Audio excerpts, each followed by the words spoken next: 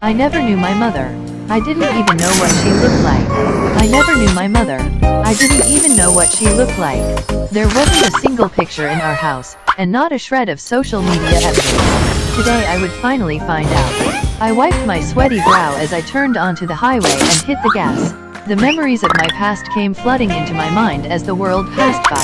As a kid, the only family I ever knew was my father. My father was a man of God, or so he'd like me to have believed. But why would a man of God never step foot in a church? Why would a man of God never have me baptized? And yet, every night, religiously, he would sit me down before dinner and we would pray together. Our Father, who art in heaven, and then it would almost always turn to the same two things.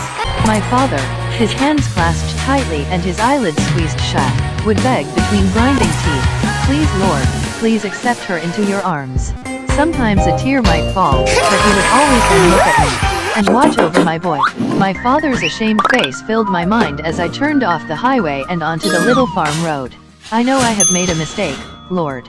Forgive me." His words echo in my ears as I pass by rows of cornfields. "Where is Mom?"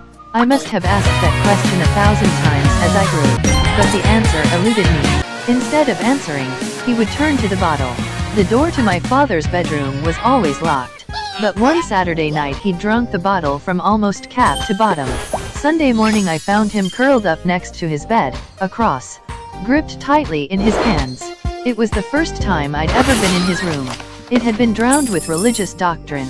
Pages of the New Testament were even hanging from the ceiling.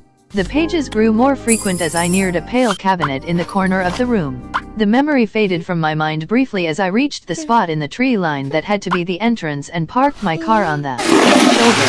The cabinet was so covered in pages that I could barely see any wood at all. I pulled one page off and jumped back in surprise. The cabinet was made of white bone, and it looked ancient.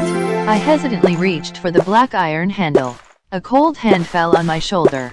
I recoiled and found myself face to face with my father, his eyes bloodshot and crusty drool dripping from his chapped lips. "I'm sorry, I started to stammer. "That was hers," he whispered to me. "Mom." I breathed. My father didn't respond. Instead, he gazed at the cabinet and a curtain of darkness fell over his eyes. Then he turned back to me and spoke. "Don't call her that again." His words chilled my spine as I began walking the forest trail. He was never the same after that night. After the cabinet incident, my father began to scream at night. It was usually wordless, but sometimes I could make out the same two words. "Forgive me." Any attempt to comfort him was dashed, because at that point, he couldn't bear to look at me. I didn't know why. Other people had no issue looking at me. Well, except the one time I went to church. I'll never forget that. I was about 16. The second I entered I felt unwelcome, which from what I'd been led to believe, was not supposed to be the right reaction. Eyes glanced at me quickly and then looked away, hushed voices whispered, and I found myself in the only empty pew. I was an alien there. I left shortly after. The trail was darkening by the second. I had been walking it for hours. Still, it plunged deeper and deeper into the forest, with no sign of ending. I pulled out a flashlight and clicked it on. I was not stopping. When I was 17, my father, in a drunken panic, carried my mother's cabinet out onto the yard, drenched it in lighter fluid and set it on fire. He broke down weeping next to it, and when the police arrived, he was inconsolable. Only one thing survived the fire, an old Polaroid photo. It was a picture of my father and what had to be my mother, standing in the woods, smiling. Except nearly all of my mother had been burned out of the picture. My father's condition deteriorated. Attempts were made, but it was soon too dangerous for him to live at home, and so he was interred at a mental hospital. Years went by, and with each visit I made, he looked worse. And he never once looked at me. I shook my head and shined the flashlight forward, now completely ensconced in darkness. Despite it being summer, it was freezing. I pulled a jacket out of my backpack and continued onwards. I knew I was close now. I could feel it in my bones. At 25 I got the call from the hospital. It was the end. When I arrived, my father was nearly gone. My father, his eyes shut, reached out for my face. I leaned forward and his shriveled fingers pulled me to his cracked lips so he could whisper his confession. "I killed her." I moved my lips to his ear. "Where is she?" My father's lips trembled.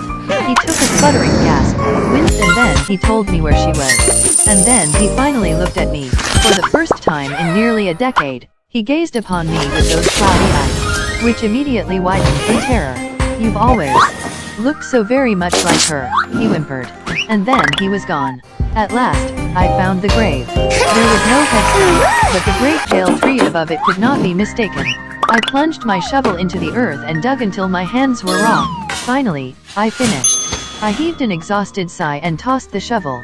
The coffin was handmade, unnaturally wide, and covered from top to bottom in the New Testament. I touched the lid and flinched. It was searing hot. Grabbing the shovel again, I pried the lid off, opened the coffin and shined the flashlight at the bones of my mother. She had been decapitated, and her head, resting on her chest, was the first thing I saw. Her teeth were like pointed knives, a whole mouth of razor-sharp canines. An icy chill snaked from the top of my spine to the bottom of my toes. I took a breath and then looked past her head at the rest of her body. The flashlight dropped from my hands, plunging me into darkness as I screamed. Wings. The bones of great, spiky wings lay spread out above her shoulders.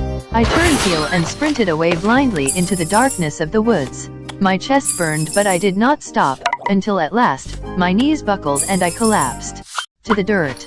I squinted my eyes in the darkness, just barely able to make out the forest in the pale moonlight. And then I felt it, behind both of my shoulder blades. It was like two burning needles.